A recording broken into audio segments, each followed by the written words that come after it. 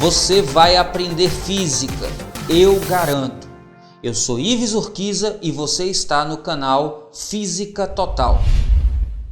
Um carro consegue fazer uma curva plana e horizontal de raio 100 metros com velocidade constante de 20 metros por segundo, sendo g igual a 10 metros por segundo quadrado.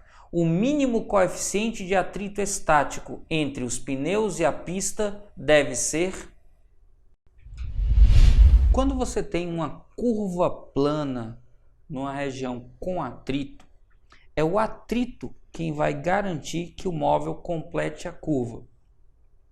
Então, se você tem um automóvel completando uma curva, é por conta do atrito que existe entre o pneu e o solo que ele completa a curva. Quando você tem um veículo com apenas 2 pontos de apoio, como por exemplo uma moto ou bicicleta, você precisa também compensar na hora de fazer a curva, fazendo uma inclinação para dentro dela. Mas aí tudo vai se passar como se estivesse num plano inclinado, que é uma outra história, um outro exemplo. Quando a gente completar a curva plana com atrito, a gente só precisa lembrar que a força resultante centrípeta é a força de atrito radial, a força lateral do pneu que aponta para dentro da curva. E quando a gente sabe disso, a gente pode reescrever que força resultante centrípeta, que é m vezes v ao quadrado sobre r, é igual à força de atrito, que é μ vezes normal. Só como a curva é plana horizontal, a normal se equilibra com o peso. Então eu tenho aqui, olha só, m vezes g. Como eu tenho m nos dois lados, eu posso simplificar e daqui eu posso tirar 3 relações. Eu posso, por exemplo, isolar μ e passar o g que está multiplicando dividindo e ficar que o valor de μ é igual a v ao quadrado sobre r vezes g. Nesse caso, esse é o mínimo coeficiente para que se complete a curva. Se você tiver um coeficiente menor, por exemplo, quando o pneu está careca ou a pista está molhada, a curva não é completa e o carro tende a derrapar e sair pela tangente. A gente também pode, dessa expressão, passar o r que está dividindo para o outro membro multiplicando e extrair a raiz quadrada. E a gente teria então que v é igual a raiz quadrada de μ vezes r vezes g. Nesse caso, v é a velocidade máxima que o corpo pode ter e ainda assim conseguir completar a trajetória curva. Veja que o coeficiente de atrito é o mínimo e aqui a velocidade é máxima. Perceba também nessa relação que qualquer aumento da velocidade influencia muito, porque aqui está o quadrado. Então, quanto mais rápido você quer completar a curva, maior tem que ser a aderência do pneu com o solo. Aqui a gente também pode passar o R, que vai passar multiplicando, e o restante passar dividindo.